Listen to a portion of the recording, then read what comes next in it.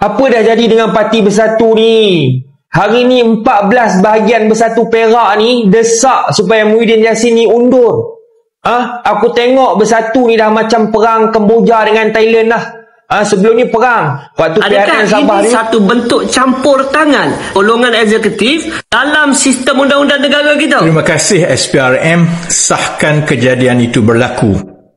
Saya ingin ucapkan terima kasih kepada Suruhanjaya Pencegahan. Parti yang nak rosak kan. Hampa punya pecah belah hari ni dengan di Perak punya ketua-ketua bersatu di Perak kan buat sidang media. Assalamualaikum. Hai rakan-rakan dan teman-teman sekalian. Terima kasih kerana hadir di channel saya. So guys, baru-baru ni berlaku satu perkara yang sangat menggempakan di Malaysia.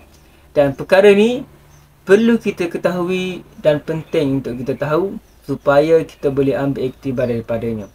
Dan apa yang baik berlaku daripada isu ni kita ambil sebagai pengajaran, dan apa yang tak baik daripada isu ni kita ambil jadikan sebagai teladan. Apa dah jadi dengan Parti Bersatu ni? Hari ni 14 bahagian Bersatu Perak ni desak supaya Muhyiddin Yassin ni undur. Aku tengok Bersatu ni dah macam perang Kemboja dengan Thailand lah. Sebelum ni perang. Waktu PRN Sabah dulu dia berhenti sekejap, ni perang balik brother. Aduh, tergamak Tergamak kau buat abah kau macam tu. Dia abah kau. Kenapa kau dahaka dengan dia? Kau tak kenang ke jasa dia ni? Macam mana dia ni dapat mengawal COVID waktu dia jadi PM dulu. Dah lah sebelum ni orang panggil dia PM tepi. Ni kalau kau desak dia undur nak panggil PM apa pula dah. Tak apa abah. Kalau dia orang ni dah tak suka, geng-geng Bersatu ni tak kenang jasa abah. Abah berehat dah dulu abah. Abah pergilah jumpa menantu abah tu. Saudara-saudara, saya nak hampa semua faham yang dulu pernah berlaku begini di dalam PAS. Gerakan Anwar Inas yang sedang berlaku sekarang di dalam Bersatu. Anda boleh tengok bahagian Cikgu Bat adalah bahagian yang mula-mula membawa usul untuk Presiden menyerahkan kuasa ataupun jawatan kepada timbalan Presiden. Apa salah Presiden? Payahlah macam ni tuan-tuan. Parti hampa yang kacau bilau, parti hampa yang serabut, parti hampa yang nak hancur, parti hampa ada Presiden yang lembab, orang panggil Del Sembab. Kan, tiba-tiba ni Anwar Inas, ni gerakan Anwar Inas, ni Cikgu Bat. Semua nak salah Anwar ni. Apa masalah ni? Hampa punya parti yang nak rosak kan. Hampa punya pecah belah hari ni dengan di Perak punya ketua-ketua bersatu di Perak kan buat sidang media. Tiba-tiba ni salah Anwar Inas. Anwar juga yang salah. Parti Bersatu nak lingkup, Anwar juga salah. Semua salah Anwar. Presiden hampa masalah, si Jemin Ali Sandakan yang masalah, si Hamzah minyak masak yang masalah. Lain kali salah Anwar. Senang aja hampa. Hampa tak salah, Anwar salah. Parti Bersatu punya masalah pun Anwar salah. Betul-betul cak ayam lah hampa ni. Adakah ini satu bentuk campur tangan golongan eksekutif dalam sistem undang-undang negara kita? Terima kasih SPRM sahkan kejadian itu berlaku. Saya ingin ucapkan terima kasih kepada Suruhanjaya Pencegahan Rasuah Malaysia atau SPRM kerana mengeluarkan kenyataan jam 10 malam pada hari Ahad.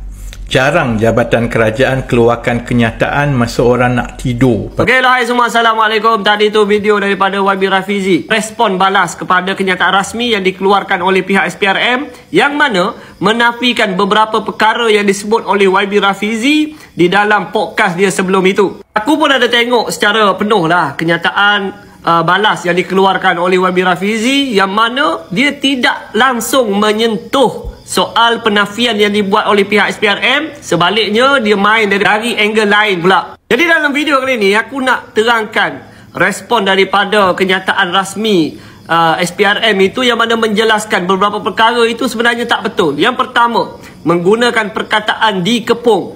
Sebenarnya pihak SPRM dah bagi pengesahan, tak ada pun dikepung ni, tak ada. Pegawai SPRM ni hanya pergi ke sana mengikut prosedur biasa dan memang dia ada elemen kejutan. Sebab buat benda ni untuk pihak yang nak disiasat itu tidak sempat untuk melenyapkan bukti ataupun menghapuskan bukti, sama seperti yang kita tengok contoh sebelum ini, yang mana satu kondo diserbu dan akhirnya jumpa wang ringgit yang banyak dan separuhnya dibakar sebab dia dah tak sempat dah kan.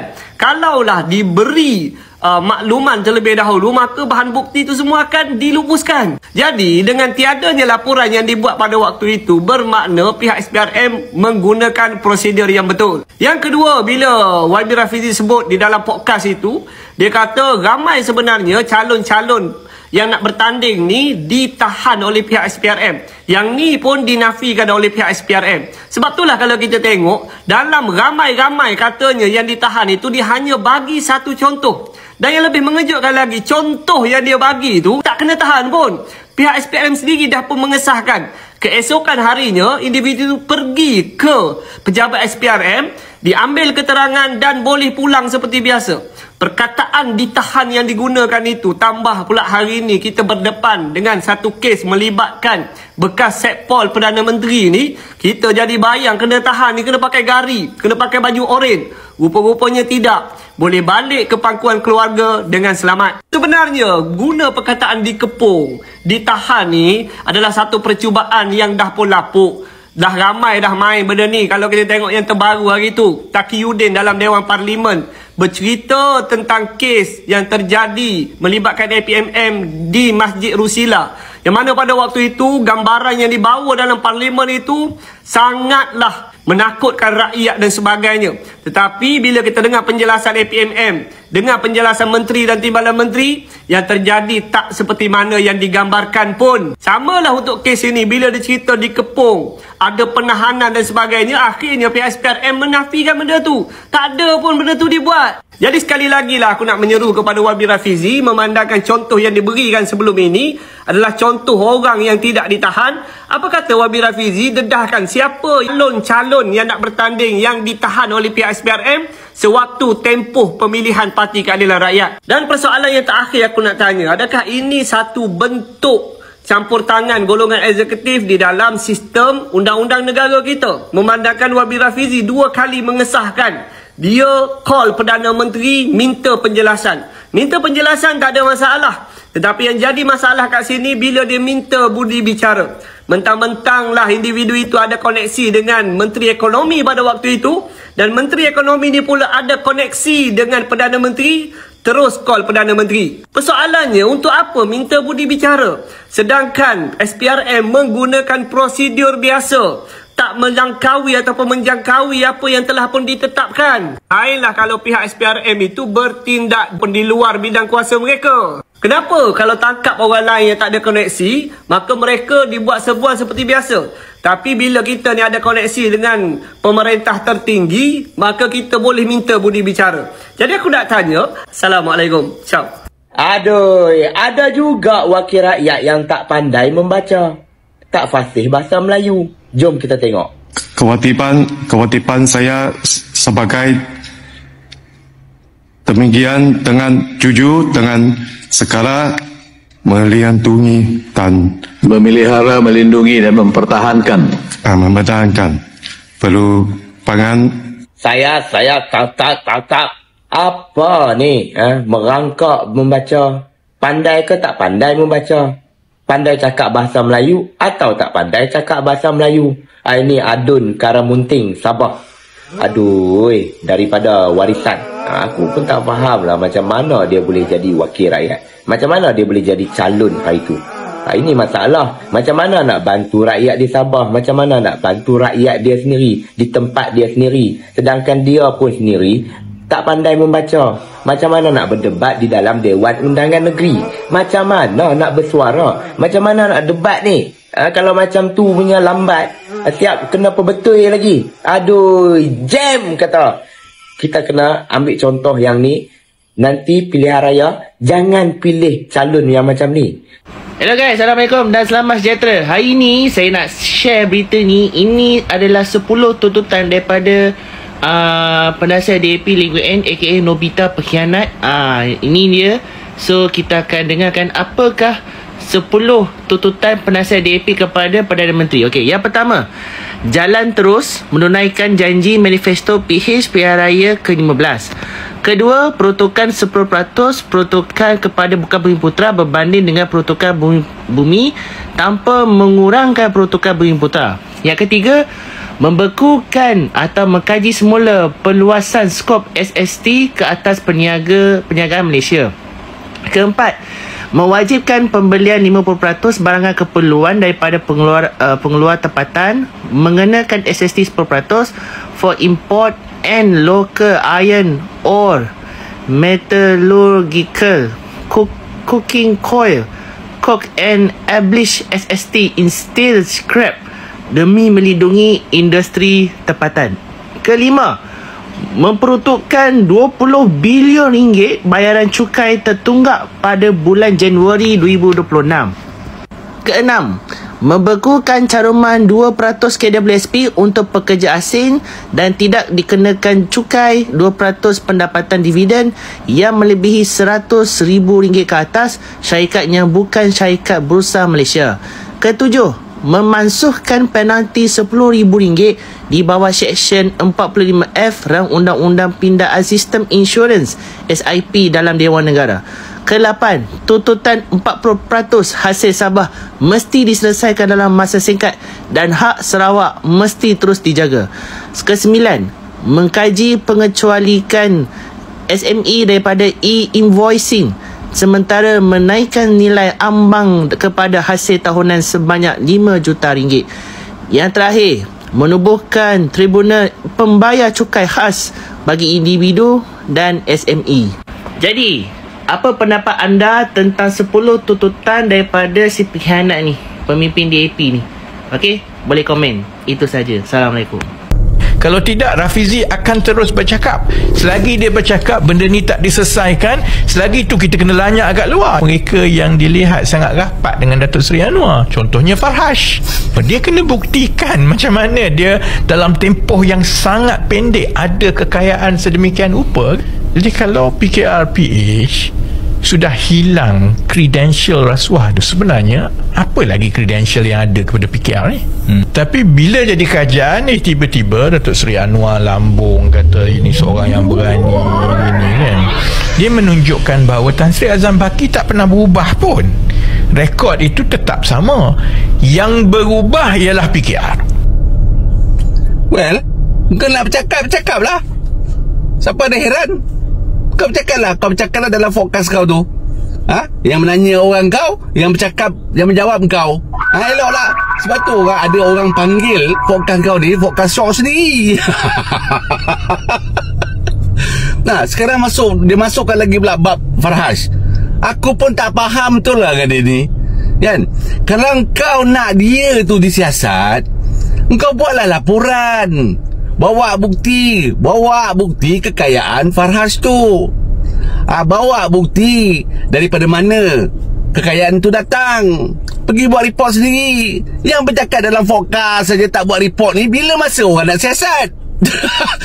Bila kau dah buat report, barulah orang siasat. Kalau SPRM tak siasat, barulah kau gegar dalam fokus kau. Aduh, apa ni? Tak habis-habis meroyan. Pelik. Satu lagi bab Azam Baki.